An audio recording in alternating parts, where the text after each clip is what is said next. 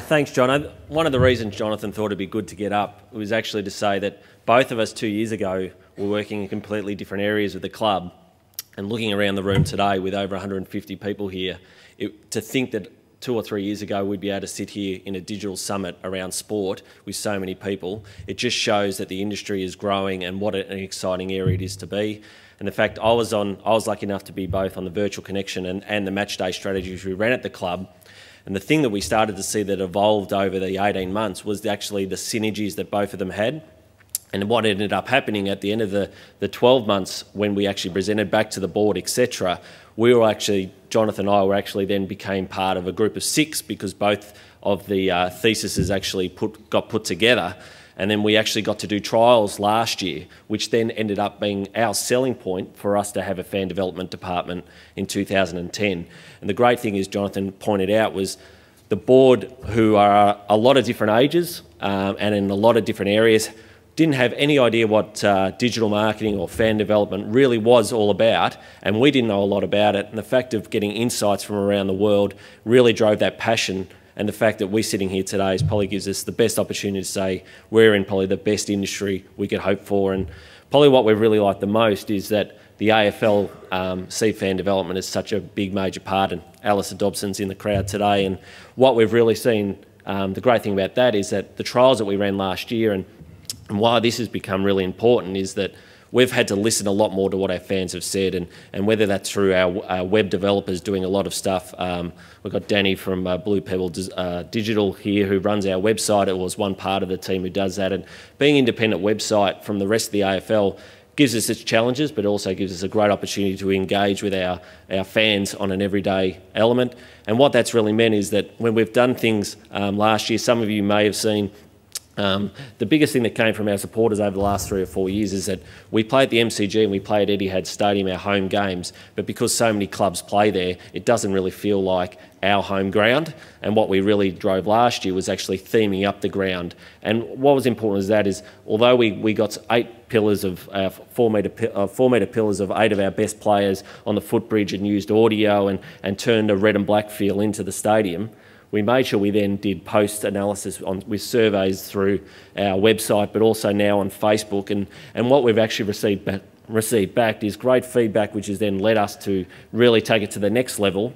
And other teams in the industry, etc., are starting to also look at that. So we have to make sure, if we want to stay at the forefront, we have to make sure that we're looking at all digital platforms, but also making sure not all fans are on digital. Some like to be engaged at the ground itself. And when they're at the ground, we really want to feel that they're part of the Essendon brand. So I'll let you back to Jonathan now. Cheers.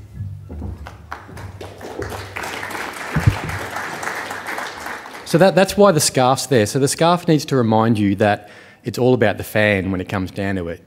Everything you do needs to be fan-centric, and it also should remind you that it needs to be an integrated approach.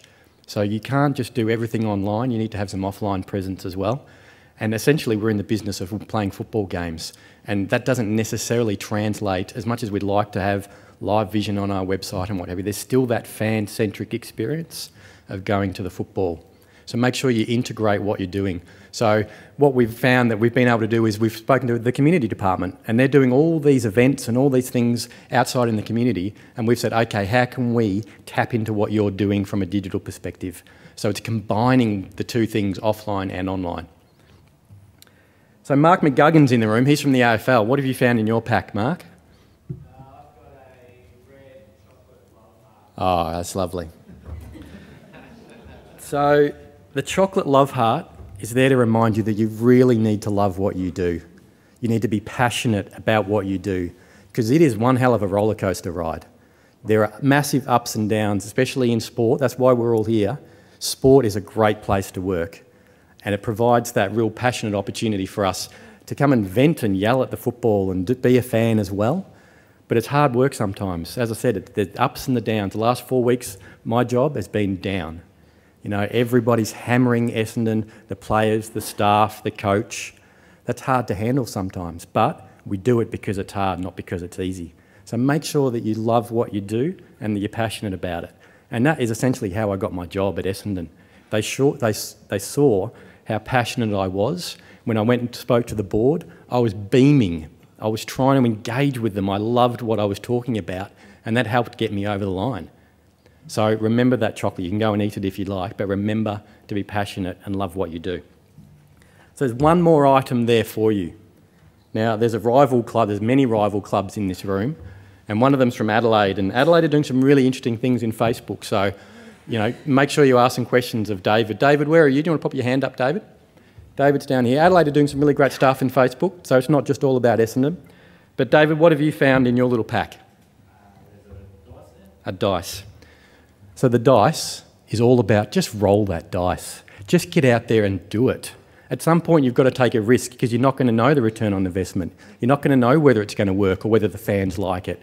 But you learn pretty damn quickly. And that's probably why I'm here. I've learned quite quickly about what's been happening because I've been able to roll that dice. I've had the opportunity to give it a go. And what we did at Essendon is to convince some management. We said, look, give us an opportunity to roll that dice on a couple of small things at the end of last year.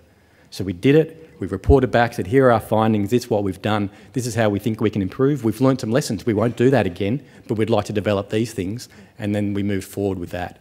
And it was really hard for the board to say no, because at the start of this process 2 years ago, they engaged us and said, we want to go down this path. They showed us their 2015 strategy, and it said, develop the fan experience. Win a premiership, yes, but develop the fan experience. So whenever someone on the board or my management says, we're not sure if you're doing the right thing, I keep going back, well, it was in your strategy. The board developed it to make sure that we develop the best experience from our fans, the platform of choice, the content of choice. So I was able to use that buy-in from the top level to make sure that we continue to do what we're doing. Whether it was successful or not, we're looking at long-term growth here. So we'll go back and check what we had. We had the first item, glasses, long-term vision. Make sure you have a strategy. Don't just get in there. Alphabet letters. Make sure you learn how to speak some different languages, whether it's at a board level, exec level, with the fans. Soldier. Prepare for battle because it is tough, hard going out there. You need a thick skin.